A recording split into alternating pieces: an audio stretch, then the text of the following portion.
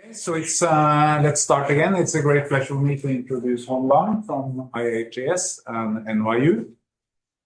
She has received several prizes recently, the Masikani Prize, the Salon Prize, the Ostrovsky Prize, and now the floor is yours. Thank you very much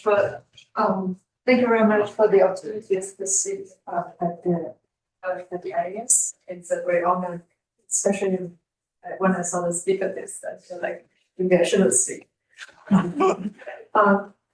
Anyway, today I'm going to talk about a survey on the restriction conjecture. So, given the function f supported from the sphere, let sigma be the uniform measure of the unit sphere, the half measure. And we define the extension operator EF as the Fourier transform of F in Rn. And the question is how large is the, can we give a good upper bound on the LP norm of EF?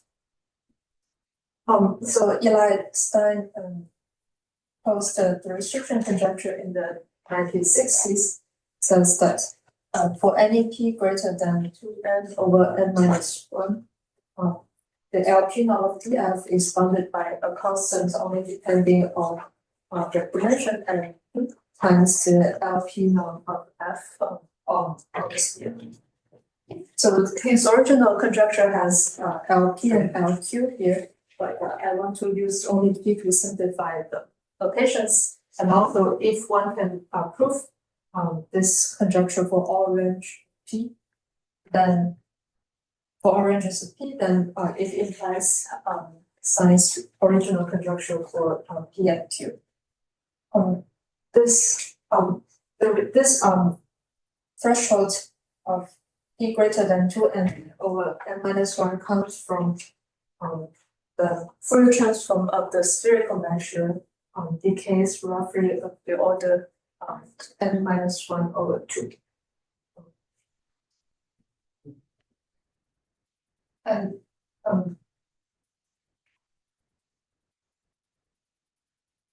so this I stated the restriction operator only for the sphere, but one can change the sphere to some other shape. For example, cone or even some curves. The techniques that we use to study such problems can also sometimes be applied. The reason why people care about this conjecture is that such kind of function occurs naturally in different fields of mathematics. So the two-dimensional case was solved by Zimmermann in the end, but there's a work of Stein and Beckman in the 70s. And the dimension n greater or equal than 3 remains open. So I'm going to survey some of the developments in the past few decades. So in the 70s, the method that Stein Thomas used is called TT star method, where they study, let's say, TF and TG. This T can be just the EF. BGT is like is just a general operator. So this TT star method is quite general and not only applied for this extension operator. And then you could somehow write it as that is why people call it TT star method. Using this method, the estimate people obtained is for P greater or equal than 2n plus 1 over n minus 1. This estimate sometimes people also call it as Srikast estimate, where has a lot of application in PDE. Since 1990, the year 1991, Jean Bourgain introduced the wave packet decomposition. And that is when the study of the restriction estimate is now connected to geometry. That is the wave packet decomposition. I'm going to just use this slides to at least draw some pictures and try to explain what is a well-packed decomposition, because this is the language that we are going to use and think about the restriction estimate. But also, this is a powerful tool, but it does not solve all problems of the restriction type. But it suffices for what we are going to talk about today. So what is a well-packed decomposition? Let's just take a large ball of radius r, and then when r goes to infinity, this large ball of radius r will approximate the Euclidean, will look like the Euclidean space. So let's say this large ball of radius r. And we are interested in the function inside this ball of radius r. So the space on the left-hand side is where EF lives. So this is lives in Rn. And then the space on the right-hand side is where F lives, that F lives on this unit sphere.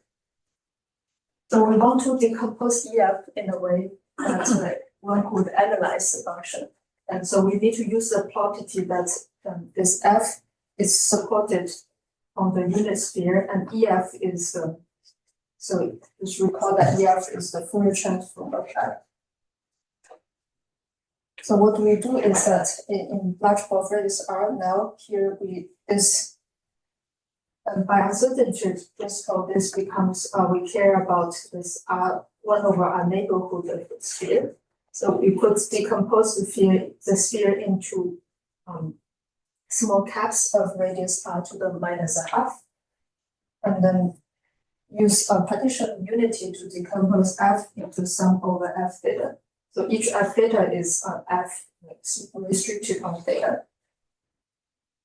And then for each f theta, the Fourier transform of f theta, that's the EF theta, we can decompose into sum over well packets in the direction theta. For example, if we take this pink theta, then the Fourier transform of f theta here will become this. Okay, so here there is only one pink tube, but so this sum just becomes one term. And if we take the let's say this yellow theta, then the Fourier transform of EF theta now becomes sum over this EFT.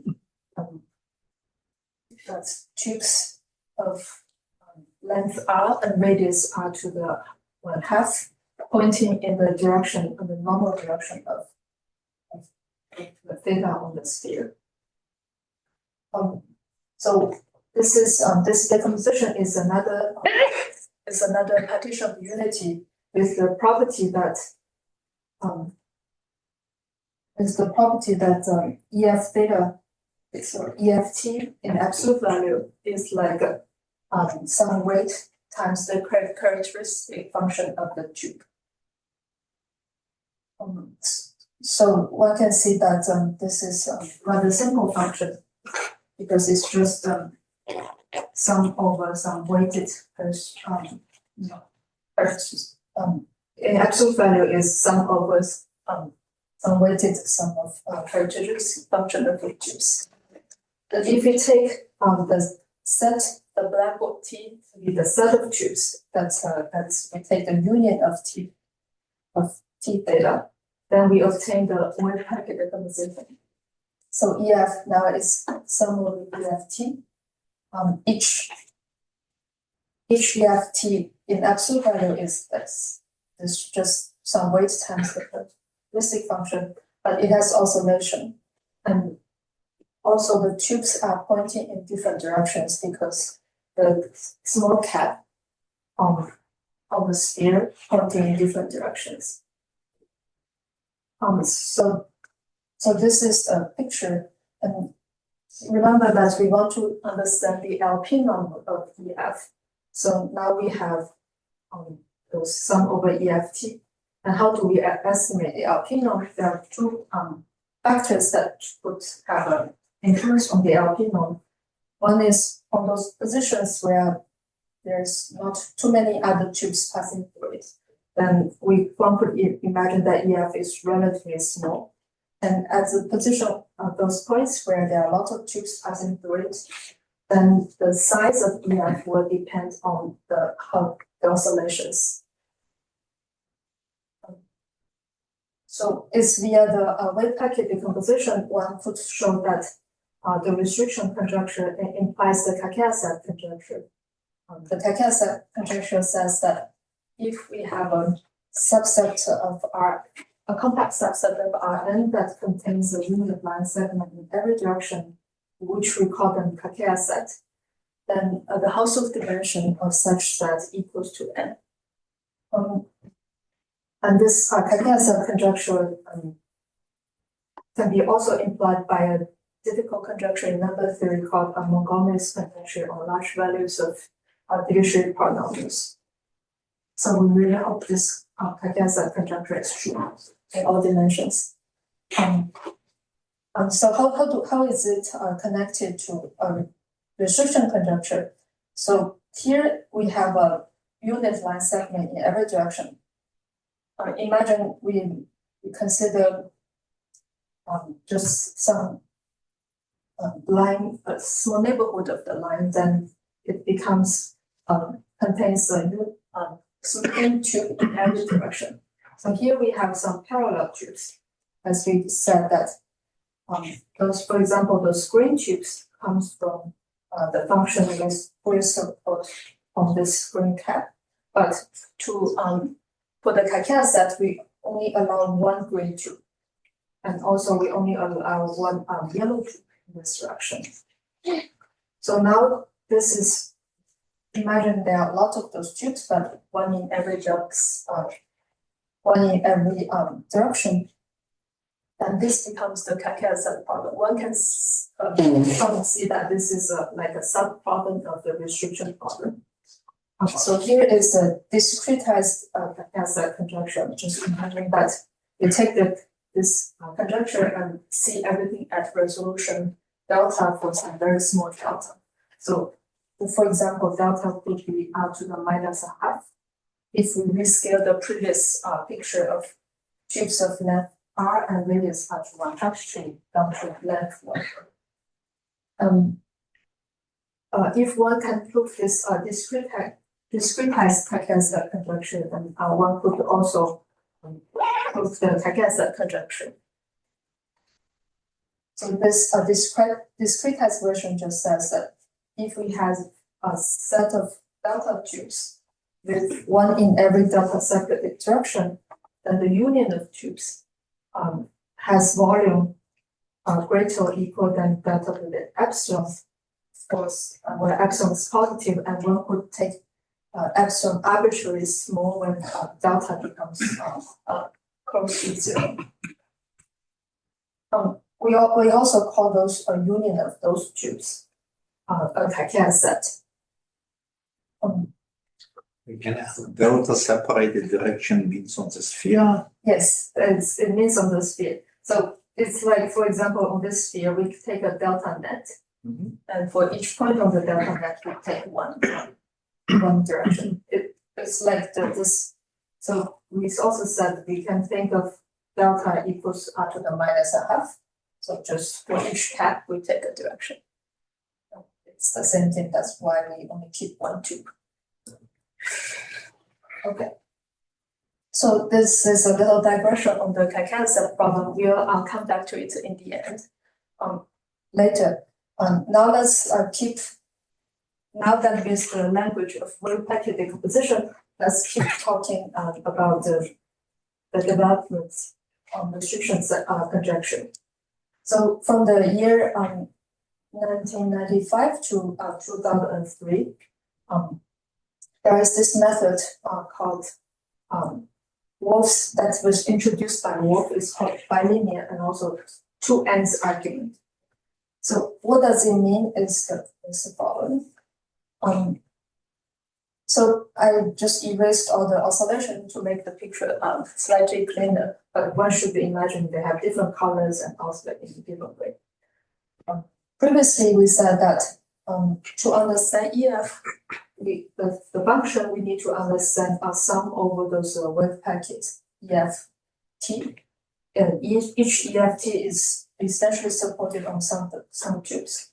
And also from this picture, we can see that not all points carry the same role. For example, the point here is very different from a point here because the point here has no other tubes passing through it.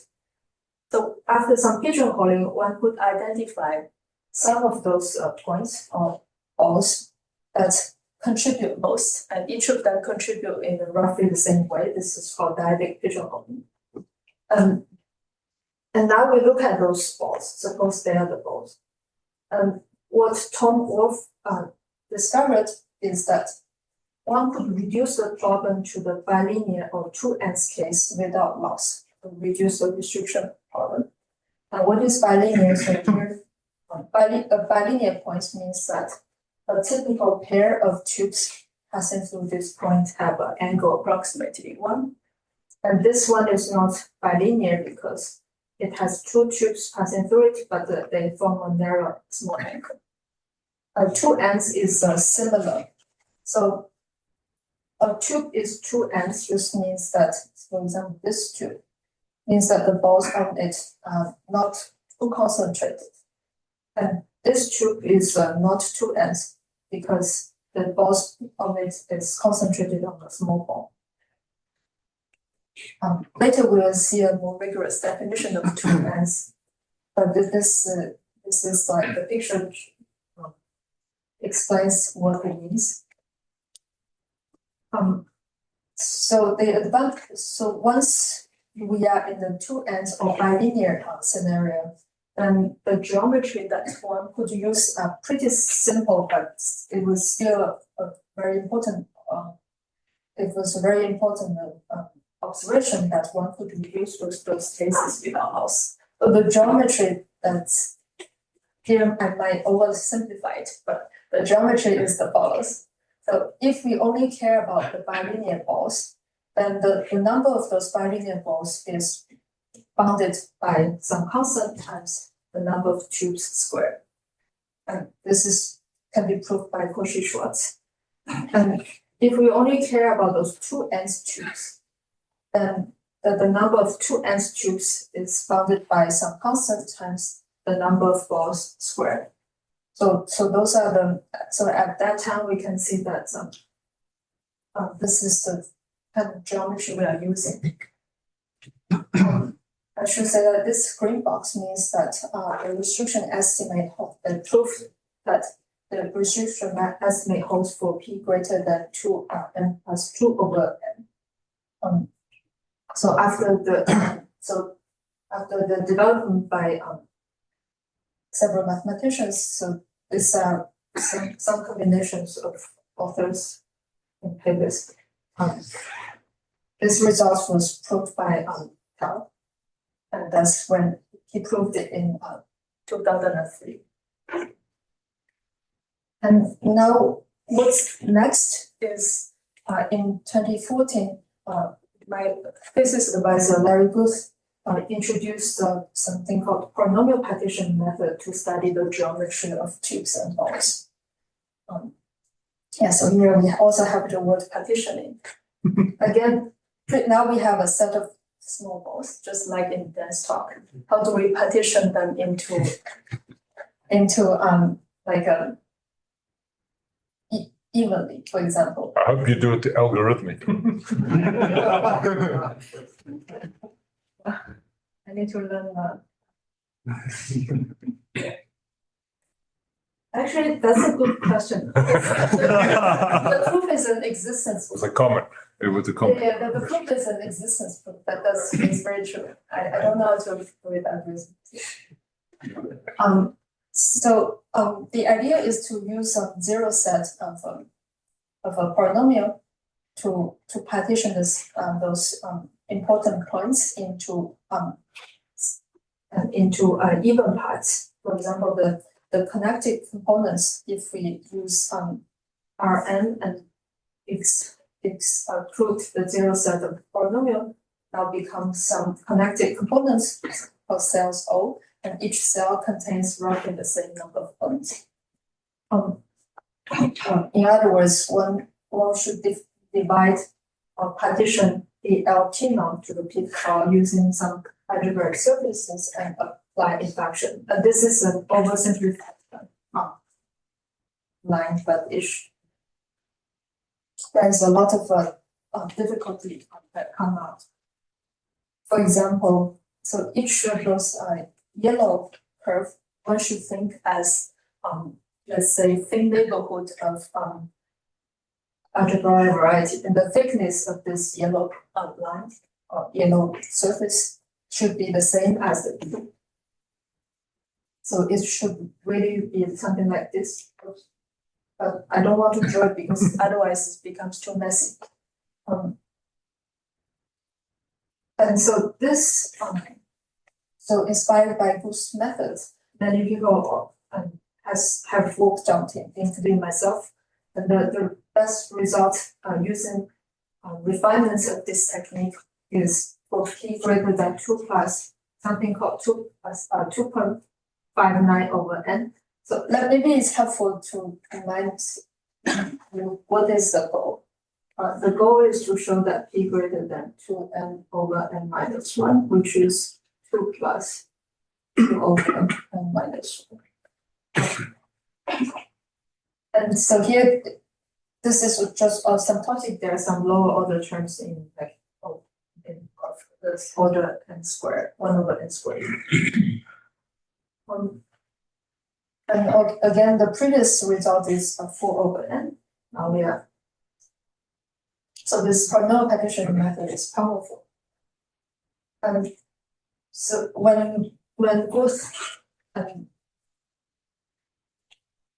Zhao was developing this polynomial partitioning method for Kakea problem, they asked the following question. It looks very simple, but the proof is it uses very heavy proof. So the question is, okay, I already tell you the answer, but the question was, can you put a Kakea set inside a thin neighborhood of some bounded degree algebraic hypersurface? Well, the answer is one cannot, but this is a simpler version of the Kakea set problem. This question is like asking, can you put a Kakea set in something in something that's much less than n-dimensional? So this is a so-called polynomial Wolf axiom, was conjectured by Booth and Zhao. This polynomial Wolf axiom is to develop the theory using polynomial partition technique. This becomes necessary because if this is not true, then the Kakea set conjecture is not true, and then the whole theory breaks. So after they post this conjecture, a lot of us went on to try to work on it. Like Grace and John and I, we tried to just work on a lot of toy examples of this problem, but we didn't go very far. This was proved by Katz and Rogers using the techniques that we didn't know at all, that we didn't know how to use or we didn't know they exist. So they use a real algebraic geometry, they use Tarski's projection theorem, and also Gromov's algebraic lemma. So this shows that to study this conjecture, we sometimes need to borrow surprising tools from different fields.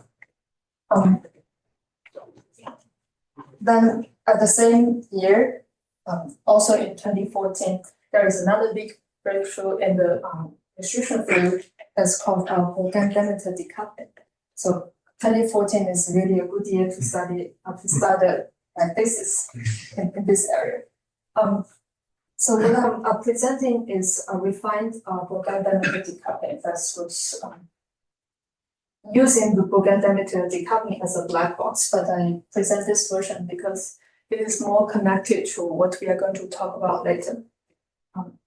So this refined version was proved by both Yosevich and myself, and also independently by Du and Zhang. It says that it's the same setup for the same function that we care about. Now we have this wave packet decomposition. So EF is sum over EFT, and T is a set of tubes of length R and radius R to the 1/2. Now suppose X is a union of R to the 1/2 balls. So there's so suppose X is just those balls that we have seen earlier. And let M be the maximum number of tubes passing through a point, a typical pointing X, or passing through any pointing X. So this M is multiplicity. Then the theorem says that for any P between 2 and 2n plus 1 over n minus 1, the LP norm of EF of X is bounded by M to the 1/2 minus 1 over P times the little LP sum of those wave packets. This formula might look a little complicated, but let me try to explain. So when P equals to 1/2, this is rather easy to prove, and also when P equals to 2, this term becomes 1, and this is just this is just L2 orthogonality. But the powerful thing is that P could be as large as 2n plus 1 over n minus 1. So this, if you say, remember that is a restriction estimate that was proved by Tsai and Thomas.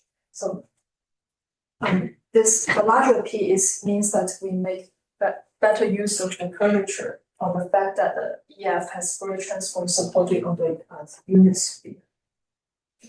Now let's look at the right-hand side. So the left-hand side is the thing we want to estimate, the LP norm of the function. And the right-hand side, this M is the multiplicity. This term, since we said that each EFT is quite simple to understand, so this is, after some pigeonholing, is just some weight times the number of tubes to the 1 over P.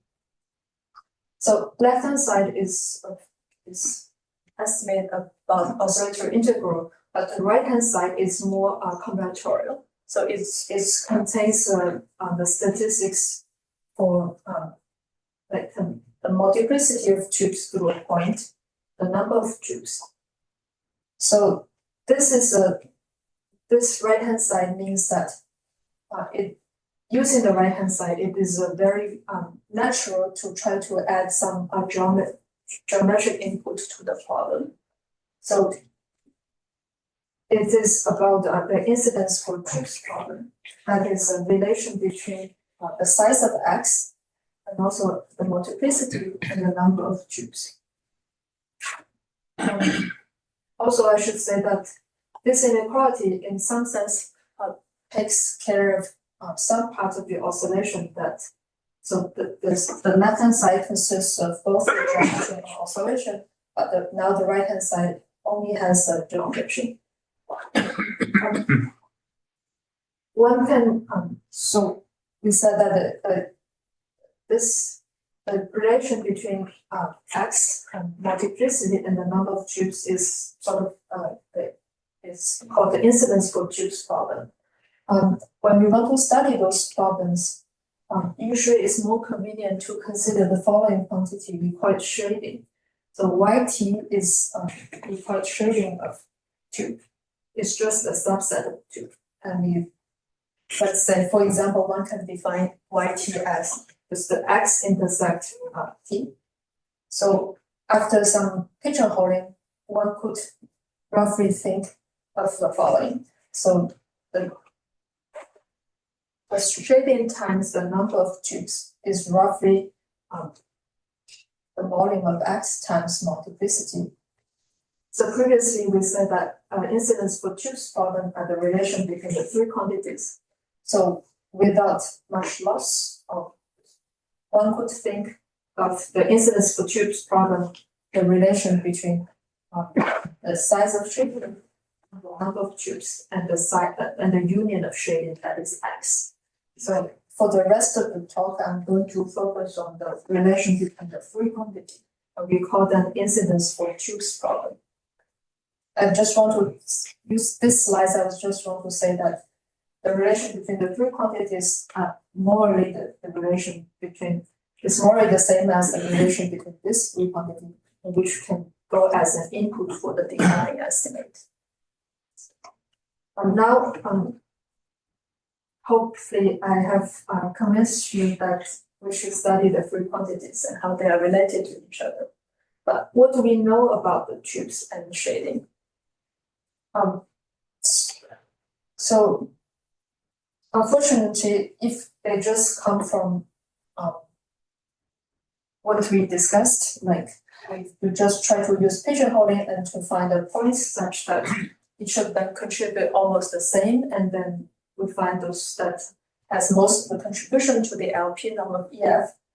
Then also the tubes comes from the Wolff decomposition. Now, we don't know much about the tubes and shading. They could be quite arbitrary.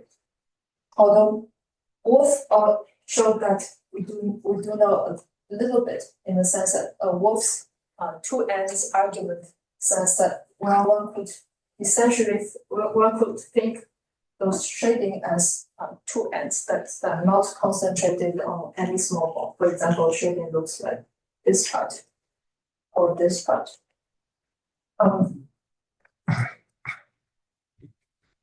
So in general, if we don't know anything particular about tubes and shading, we want to find a good incidence bound for a general set of tubes or balls. It is a very hard problem, and we only saw progress in the recent few years. So that is via something called multi-scale decomposition that was introduced first by Jean Bourtin, and also more recent years as more by published working. So this multi-scale decomposition is a way to find structure in the arbitrary or general sets of delta tubes and delta balls. I think this is a powerful tool that led to the progress in this field for the past several years. Also, I should say that this multi-scale decomposition is kind of counterintuitive in the sense that it's not dyadic. The scales are not dyadic at all. But one should, the scales, the spacing between the scales depends very much on the structure of tubes or the structure of shading. One could, for example, one sometimes find the spacing between there's a huge drop and a tiny bit. The decomposition itself is quite complicated. But the good thing is that for general sets of delta tubes, one could find some structure within something we call a delta S sets, or later we are going to see the structure something that's like Wolff actions. And this delta S sets is just some discretization of an S-dimensional set. So imagine a quite general set of balls. If we choose the scales, we can decompose the set into not too many scales, and between the scales, the set looks like an S-dimensional set for some S. This is already quite non-trivial because this allows us to use the tools in fractal geometry and geometric measure theory. And then if we, in fact, there is an even further decomposition that is we can decompose or find even more rigid structure among the delta S sets. So this is very general, and then this becomes more and more special. That's how we decompose the set. But then the problem is if we know some information on those special structure, how do we go back? And so this involves a lot of combinatorics. So now let's talk about what kind of structure we have in mind. So this delta S set, as we said earlier, is a discretized S-dimensional set. So let's just talk about definition. Take that for any subset, non-empty subset E of Rd. E sub delta just means the delta covering number of E, means the minimal number of delta balls required to cover E. And we say that E is a delta S set for some S between 0 and B. If for any radius R between delta and 1 and for any power of radius R, the delta covering number of intersect BR is less than R to the S times the delta covering number of each. So this just means that the set E cannot be concentrated on small ball, and how much the non-concentration is depends on the dimension S. So that's the power here. And usually that's the way we visualize S-dimensional set. Now we have an S-dimensional set in RD. We can talk about delta S sets. But what about tubes? So the answer is that we just look at that in the parameter space. So just how to parameterize a line. So that's let's say we have A, B in R2n minus 1, A is in Rn minus 1. So it's B. And then LAB is just the line connecting the 2 points, A comma 0 and B comma 1. So this parameterization just gives us almost a one map. So suppose T is a set of delta tubes in Rn, then this gives us I call E sub T to be the corresponding union of delta balls in R2n minus 1. 2 times n minus 1. So each delta tube becomes one delta ball in the parameter space. And now we can say that a set of delta tubes is a delta S set if the corresponding parameters is a delta S set. So this is just a language. How do we describe for example, previously we talked about a set of delta tubes for the Kakea set. So a set of delta tubes, if we have one in every delta separated direction in Rn, so the union of those tubes, we call it the Kakea set. This collection of tubes is a delta n minus 1 set, because the number of delta separated direction is delta to the minus n minus 1. And also it satisfies a corresponding non-concentration property.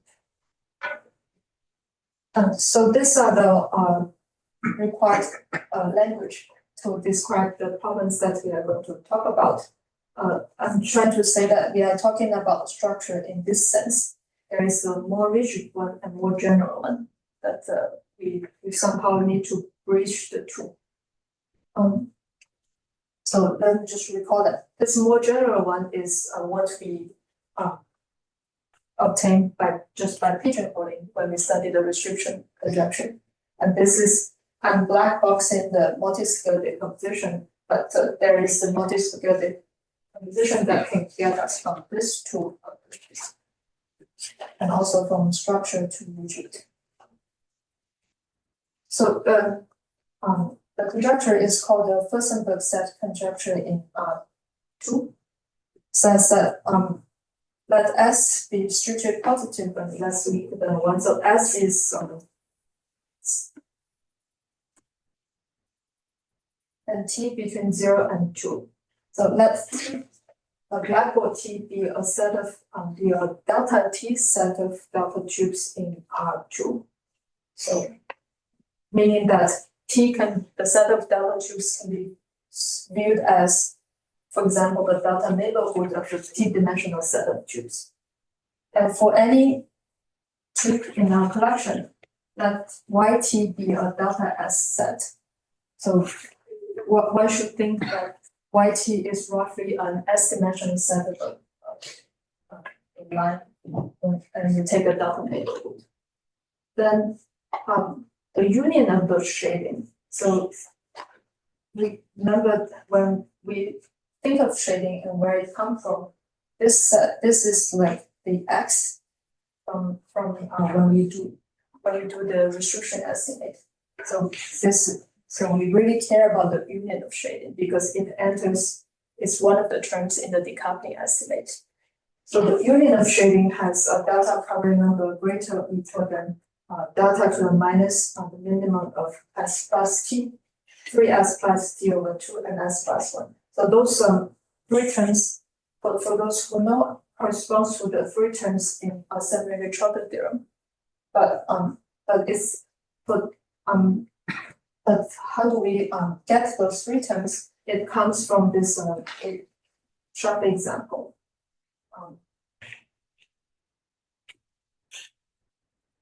We take two parallel lines of height 0 and 1, two horizontal lines.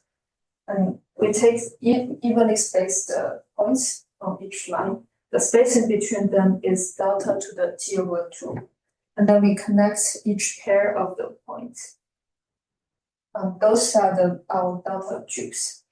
And one could check that this is a delta T set of tubes. And the points are, we could take a line of height T over Q intersect our tubes, so it becomes those points. The height P over Q, P and Q, the integers of size less or equal than delta to the minus S over 2. And one can check that on each tube. Those points are going to be a delta S set. And so if you calculate, this example will be the example that tells us where the right-hand side comes from. Also, I should say that this Furstenberg set conjecture, so here I've only stated in R2, but later we'll see versions of it in Rn. This conjecture implies the Parquet set conjecture in the corresponding dimension. And one can take T equals to 1 and S equals to 1. So I hope that I've convinced you that this is somehow relevant to the restriction problem because the terms here is like X, so it's related to the terms that come out from the decoupling estimate. And so here I should also say that this delta S set, so E is a delta S set, implies that the delta covering number of E is greater than delta to the minus S. One could just take BR to be one delta ball in E, and this becomes 1, and this becomes delta S. So like the covering number of Y, delta covering number of YT is delta to the minus S. It also goes into some of the terms here. And the size, the number of tubes is at least delta to the minus T because it's a two-dimensional set. Okay. So for this conjecture, Furstenberg set conjecture in R2, the sticky place. So what sticky also occurs in Dan's talk, but it means completely different things. Although it also means sticky, but it's sticky in different sense. So when we say that T is a set of for this problem, the sticky case, it means that the set of tubes is an almost delta T Arthur-Sturvitz regular set. What it means is that for any X in the, it's as again for tubes, it's more convenient to talk about the parameter space. So for any X in ET, the parameters for the set of tubes, and for any radius R between delta and 1, the ET intersect all radius R centered at some point in ET has delta covering number roughly R over delta to the T.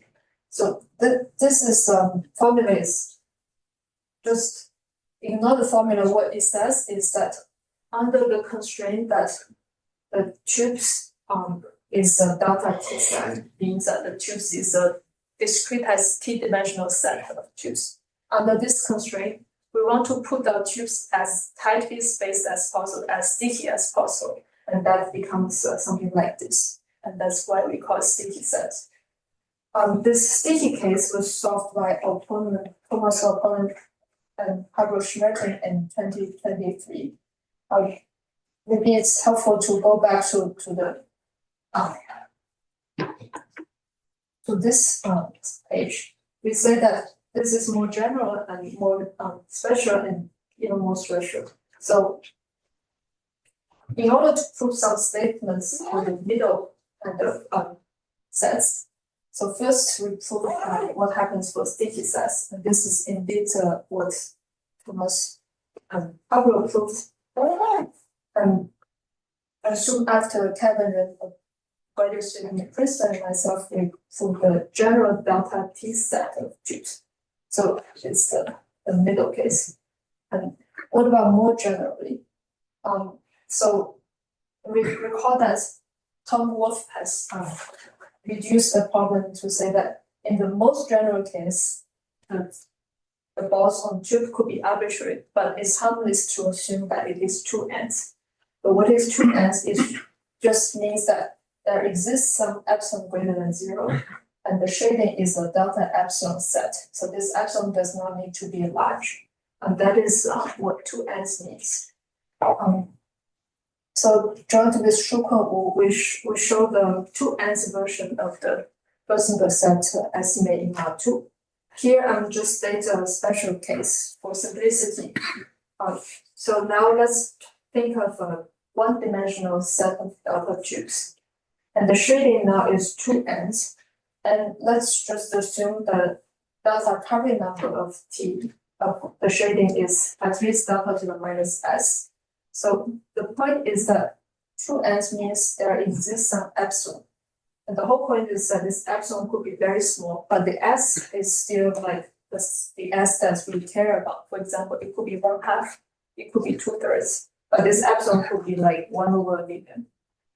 But under this weaker assumption, the same estimate still holds. So this is one of the terms on top, and that's where the term when the minimum is attained when T equals to 1. So this is example where we first obtain the theorem for sticky case and then obtain the theorem for like a T-dimensional set case, and then try to obtain something that's more general, at least for shading that's more general. And using this two-dimensional estimate, we were able to obtain some put restriction estimate. So in R3, we show that for any P greater than 3 + 1/7, the restriction estimate holds. And just for reference, the restriction conjecture in R3 is for P greater than 3, and the previous best known result proved using quadruple method is P greater than 3.23. So in higher dimensions, we could also prove. Sorry, so what should it be in R3? I can't remember what it was supposed to. Sorry? What's the conjecture in R3? This P greater than 3. 3. Okay. Yes. In higher dimensional, that we also obtain some improvements, just improving this 2 point something here. So the proof idea is if we are willing to assume decoupling and we are willing to assume the difficult incidence estimate, the proof idea is quite simple. But we just use, first of all, the first line we already explained, we can use pigeonholing. So instead of estimating the LP norm on the entire of radius R, we could just focus on those points that are popular, that has equal weight. And then what do we do? So we can just apply Holder. One could notice that the interesting range of the restriction estimate, this P is usually smaller than this critical exponent in decoupling. And so one could apply holder to raise the size, the power of P, and then insert some L2 here. And for this one, this is exactly the exponent we could apply the refined decoupling estimate. And previously we explained that using decoupling, we could input some estimate about instances for tubes. For example, the Furstenberg set estimate we just discussed. And for this part is L2, so one could use some L2 orthogonality. And then the rest is calculation if we are willing to assume instance estimate and decoupling. But if we, as you notice that here we obtain only partial results. So what's not sharp in this 2 lines plus lot of black box argument? So what's next, or what is not sharp here? So first of all, the incidence for tubes estimates we obtain are not sharp. So previously I said that we obtain sharp Furstenberg set estimate in R2. But as you can see that here we are interested in higher dimensions. So the incidence estimate we used to obtain this restriction bound is for this result is just to apply the sharp 2-dimensional results together with some estimate in R3. Like the one we use is Wolf's Hellbrush argument. And this one we use even simpler instance estimates. So none of the one we use is sharp. So and this leads us to conjecture. Okay, if we have the sharpest possible or the best possible instance estimate, could we use this approach to solve the conjecture? So we had some naive conjecture. We call it the 2n Furstenberg conjecture, and recently disproved by Alex Thorn, sitting here in higher dimensions. We proved the 2-dimensional version, but the corresponding higher dimensional version, that's the conjecture, are false.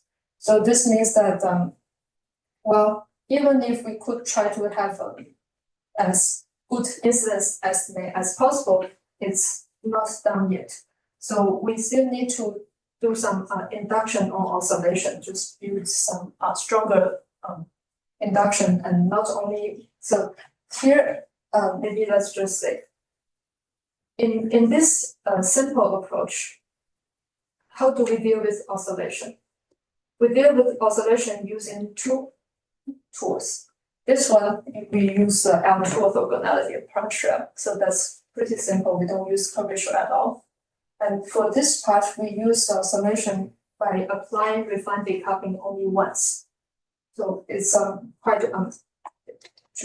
so what's next is probably like build oscillation inside this induction. So the second one is pretty vague at the moment. It's not clear how to induct and how to have a nice inductive formula. Let me just talk about the first one. What do we hope? So, and hopefully this also get back to the polynomial method that we talked about earlier. So what do we hope for better incidence for tubes estimate? That is, for example, one could hope for high dimensional Furstenberg set estimate. For higher dimensional problem, we need to say that the tubes, it's not enough to say that the tubes are t-dimensional. For example, one could pack a 2-dimensional set of tubes inside like same neighborhood of a plane, and those tubes will have a union of them will be very small. So we need to have this Wolf axiom that was introduced by Tom Wolf. So we say that a set of tubes satisfied the T-Frostman convex Wolf axiom.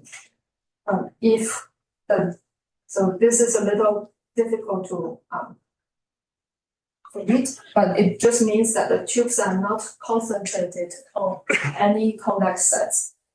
and how much it does not concentrate, it has this exponent T, and T Frossman convex wolf just said is the larger T is the more non-concentration it becomes.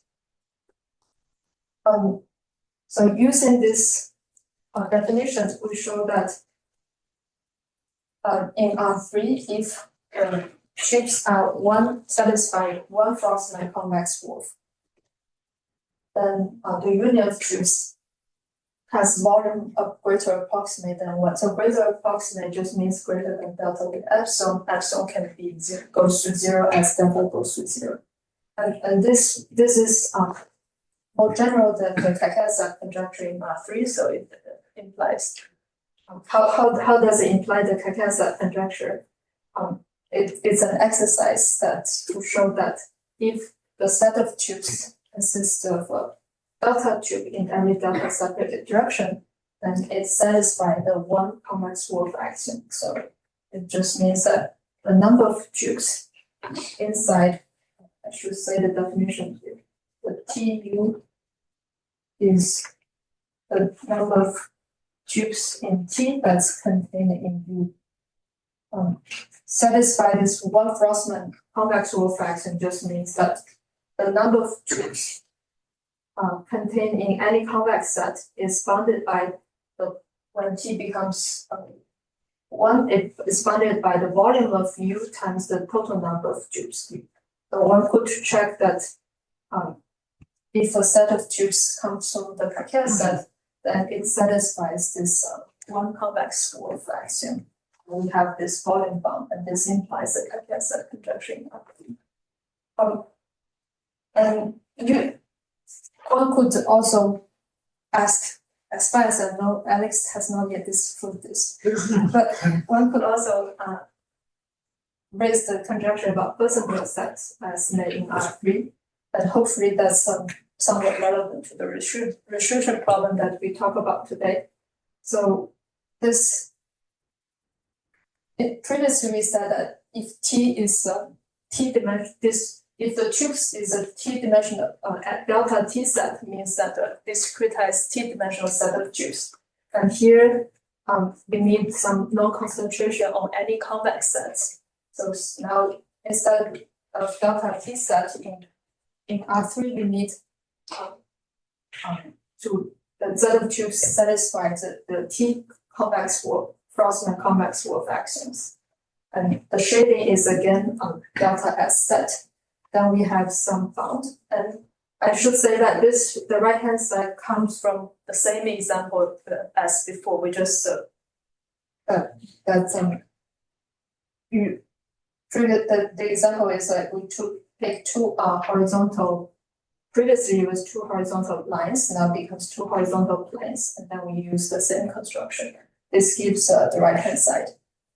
And so since we are in R3, this becomes more interesting because the Bersenberg sets conjecture implies the Kakasa conjecture if we let T equals to 1 and S equals to 1.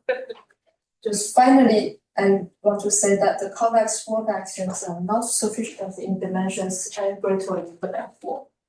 Because of this portrait example. And now here is how we hope to fix it. So we we make a stronger assumption called T Frossman polynomial wolf axioms. You have seen the polynomial wolf axioms before, and this is just adding more parameters. So instead of taking soup over all convex sets, we need to take soup over all semi-algebraic sets of bounded degree. Now, like how this is relevant to the Kakea set problem on restriction problem. So this is non-trivial, means that if T is a set of tubes coming from the Kakea set, it consists of a delta T tube in every delta separated direction. How do we know if it satisfies this polynomial wolf axiom? So it's not true, but now it's true by the theorem of Katz and Rogers, and that I think that's a big input from the polynomial method. And similarly, we could at least formulate, I hope it's true, the first accept conjecture in higher dimensions with polynomial wolf, and this again, this comes from the same example. I will stop here. Thank you.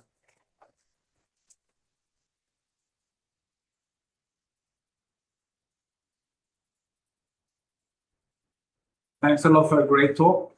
It's open for questions or comments from the audience.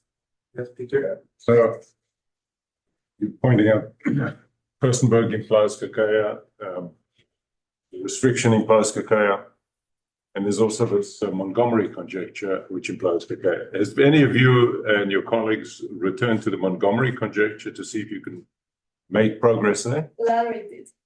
And? Because, yeah, Larry has this resolvist With Maynard, that, yeah. Yeah, But more generally, like the Montgomery conjecture's got powers P with the Dirichlet polynomial, so you would expect maybe some improvement on exponents like you have here in the case of restriction. Huh? As far as I know, I'm not sure, because last time I talked to Larry, he says that the barrier, we haven't reached the barrier where we could use KKR or restriction yet. Oh, okay. Other questions from the audience?